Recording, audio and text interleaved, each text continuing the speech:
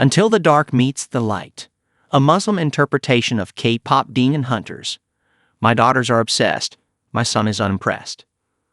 If you are a parent of elementary school girls, you have most likely witnessed the social contagion, that is, K-pop demon hunters.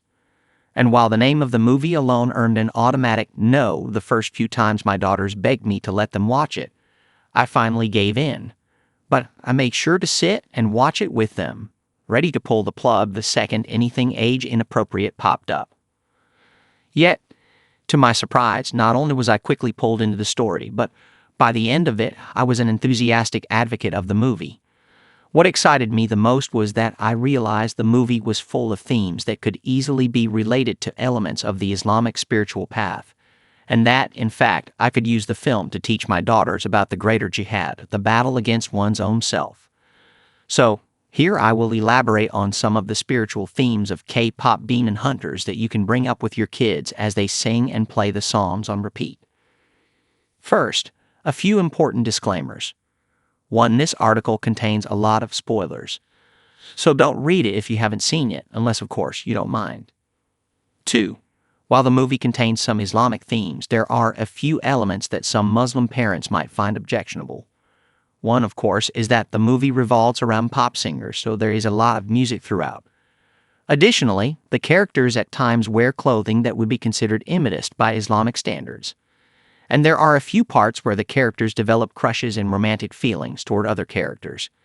If these are deal breakers, I would say just don't watch the movie. Or, at the very least, watch the movie ahead of time, make note of where those parts occur, and skip over them as needed. However, if you are willing to overlook these elements, there are some great connections to make to the Muslim path. First, let's frame the basic story. In the world of the film, demons have always haunted the world, stealing souls and channeling them back to their king, Weema. The trio that is Huntrix belongs to an ancient lineage of demon hunters, who, along with being warriors, use psalms of hope and courage that ignite their people's souls, bring them together, and create a shield that protects the world from darkness, the Moon. Obviously, the idea of a demonic realm is easy enough to connect with the Islamic worldview. The world is full of shayateen who lay in wait, using every opportunity available to lead us astray from Allah's path. Weema represents Iblis, while his demon army symbolizes the many human and jinn shayateen, who work to lead us astray. It is tradition that protects us from this. Our tradition also strives to preserve lineage, the various Islamic sciences and the various Sufi tariqas that are protected by chains of transmission that lead all the way back to the Prophet Muhammad. We also use sacred sound to sanctify the world around us. Whether through recitation of the Quran or through dhikr, we employ our vocal cords to bring nur into the world. The angels hear our adhkar and fill the aether around us and expel the satanic forces of Iblis's army. Then there's Rumi, whose Korean name means sparkling beauty, but is conveniently a homonym of the most famous Sufi poet in the world. As the Moon seems close to being sealed up for good, Rumi rushes to release Huntrix's greatest single, Golden. The song is a celebration of arriving at self-realization with the refrain, "I'm done hiding. Now I'm shining like I'm born to be." And yet it is on this line that Rumi's voice strains. You see, Rumi has a secret. She is half demon. She struggles to hide her demon patterns, hoping that she can conceal them just long enough to seal a Moon for good, which will then rid her of the patterns. We see a parallel to this in the Islamic concept of the Nafs al-Amara, the darkest and most illusory aspects of ourselves. This, our appetitive soul, manifests as patterns of behavior in our day-to-day, tendencies toward selfishness, arrogance, and avarice. Then enter the Sajja Boys, a group of demons disguised as a boy band that threatens to steal Huntrix's fans so that their souls can be given to Guima. In other words, the lesser jihad against the legions of shayateen wages on in the world around us. It is an externalization of the destitution of the inner state of the soul of that of humanity, one, which manifests in the global atrocities and ecological crises we witness daily, even as we face our own internal issues. In fact, this even gives rise to new issues as the girls become infatuated with them, each lusting after a boy that meets their particular taste, and they lash out with their own form of religious extremism. The takedown track they compose as a response is a representation of religious fanaticism, denouncing the demons, vowing to kill them all off, claiming there is no potential salvation for any of them. It is a counterexample to the Prophet Muhammad's warning, beware of extremism in religion. Those who came before you were ruined by extremism in religion.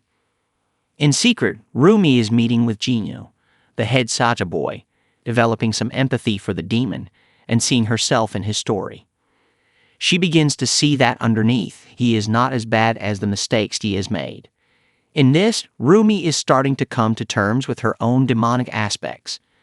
She can empathize with Jinu.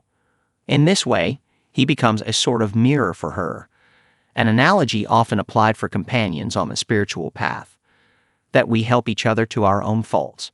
Then, at her bottom, after Jinu double-crosses her and exposes her to her bandmates, Rumi decides that if she is going to save the world, it has to begin with recognizing her demonic patterns, not hiding them and pretending they don't exist, and harmonizing these two aspects of herself. This could be likened to the nafs al-lawwama, self-accusing soul, with its characteristics of disapproval, reflection, contraction, and self-appraisal.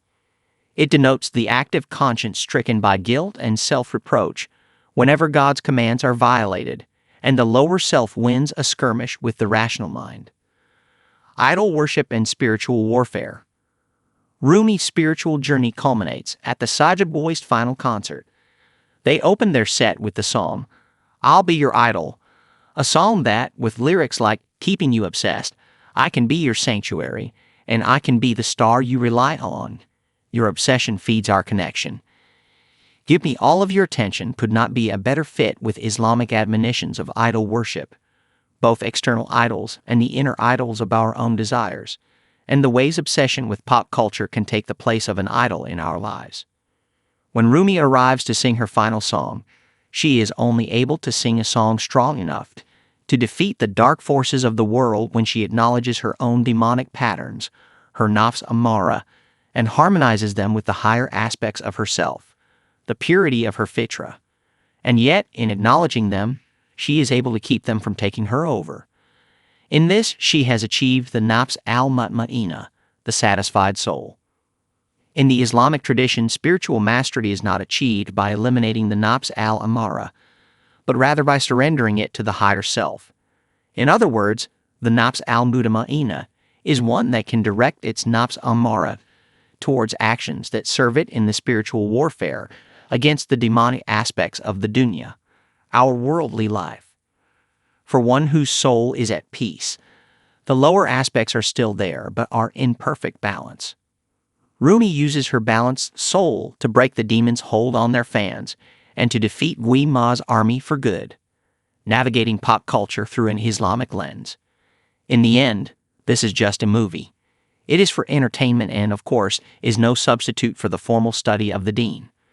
At the same time, as Muslim parents, we are constantly trying to help our children navigate their relationship with pop culture.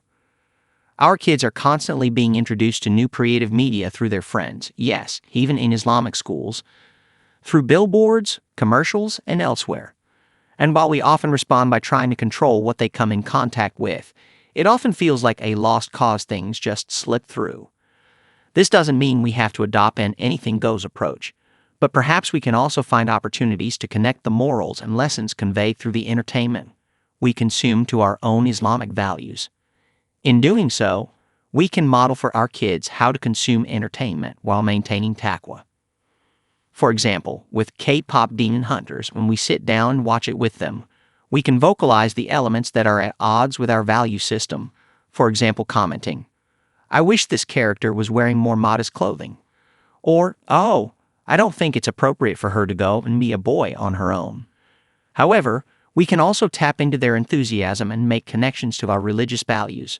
For example, wow, that really teaches us that idols aren't always just statues, but can be anything we devote all our attention to and rely on. In this way, We can teach our kids how to engage with entertainment with the tools to discern which messages resonate with Islamic values and which ones don't, whether or not we are there to shield them from it. In a world flooded with sound and spectacle, that kind of vision is the real superpower.